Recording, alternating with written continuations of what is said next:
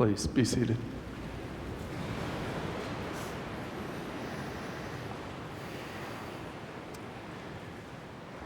My name's Bill, and this is my first Christmas at Trinity Church as rector of this beautiful parish. Oh, well. I didn't expect that. But how about this? Let's have a big applause for the rector who's been here forever and just retired, Dr. Cooper, and his dear wife, Tay, right there.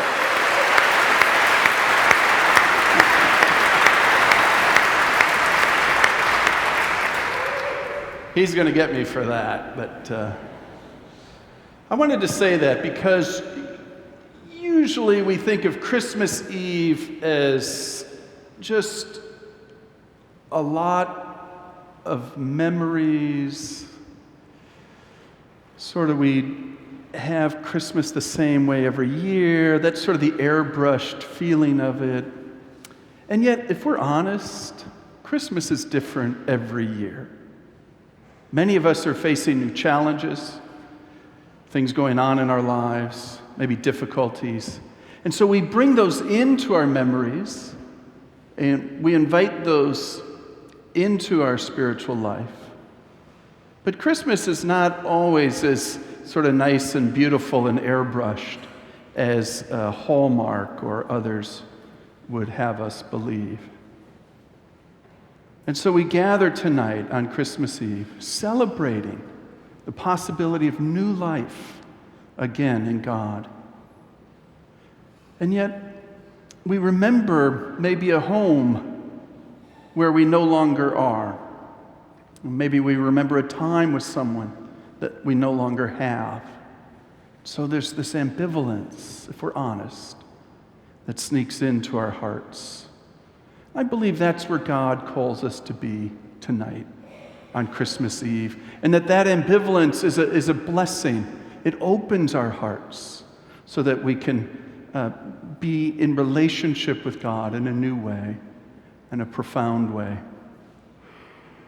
I see this celebration of Christmas as the incarnation, right? It's God becoming human.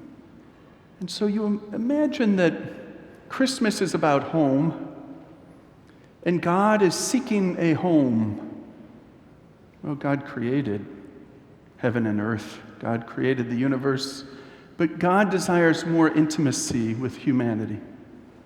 So God decides to enter. It's that love, that loving embrace that calls God to enter humanity in a way that's incarnate through Mary. Now, you would imagine our image of God, high and mighty, that God would enter sort of in glory. But God enters in a very strange way. Did you hear the reading tonight? Did you listen to Luke carefully? I mean, as soon as Mary and Joseph find out that Mary is pregnant, and as soon as they kind of handle the shock of that, which is a very difficult reality for them, especially at that time. I mean, the rightful sanction at that time was death to Mary. As soon as they found out about that, they had to go far away, back to Joseph's home, where he hadn't been. So they had to uproot and travel, like many have been uprooted and are traveling today. In our times, they were forced to go far away by political forces that were far bigger than them. And she's pregnant with Jesus. And this is God entering humanity and finding a home in humanity.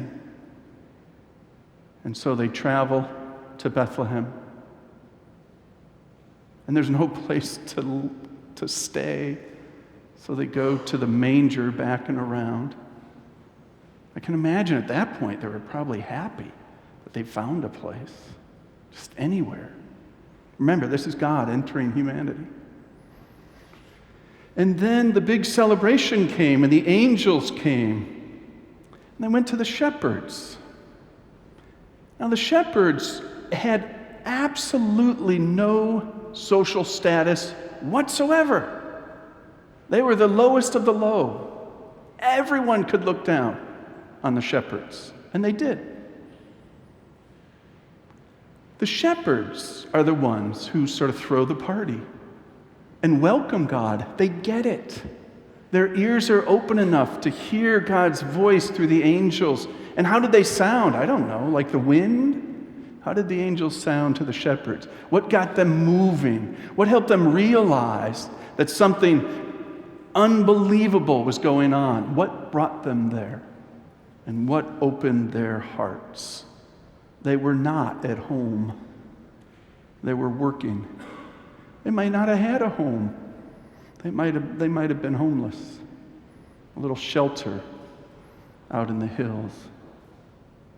Those are the ones who recognizes God's desire to be home.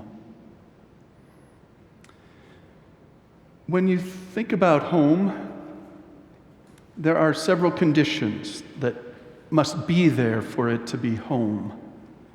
And this year we've been blessed to have a scholar named Doug Meeks who's been with us to talk with us about home. He says one of the conditions of home is that people have to know our name. That's how you know you're home. People know your name. And so the angels tell the shepherds the name, and he shall be called. They tell Jesus' name. And so Jesus finds a place at Christmas where people know his name. He is home. And then the other thing Meeks talks about for home is when you go home, you have access to food. You don't have to ask. There's a place at the table where you can go. You remember going to a friend's house and being hungry? You kind of whisper to your friend, "Can I have some food? I'm starving." Then your friend embarrasses you in front of your friend's mom or dad. "Hey, so Bill wants food." Oh, you're not home then. You're home when you're hungry and you walk and get the food and you're invited to the table and they know your name. And so immediately, God enters through the incarnation, the baby Jesus, and begins to build a home. And Jesus in his life shows us with his mother Mary, his father Joseph, and others, the disciples, shows us how to build a home. That's what God is after. God is among us and incarnate to help us build a home. And God will not stop working until there's a home for everybody on this planet. Till there is food and respect and love in the same way that the shepherds gave it to Jesus and brought that love to him, brought that respect. And so we gather tonight with many memories flooding ourselves, especially as we sing these hymns, I bet, for many of us. And we feel that call towards home. But we also feel that ambivalence. It's a little different this year. It's the warmest Christmas in New York City history. I checked in, the Jamaican back there is yelling. He can't believe he's so happy.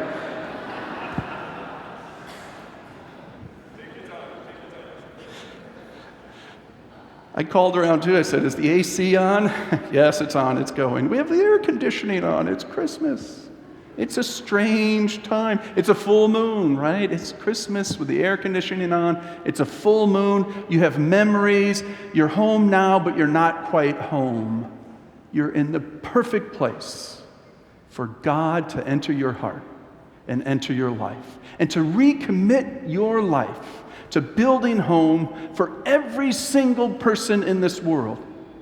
And at Trinity, we're working on that day and night. So you came to the right place. And I hope and pray that you'll join us in the days ahead, building home for those who are homeless.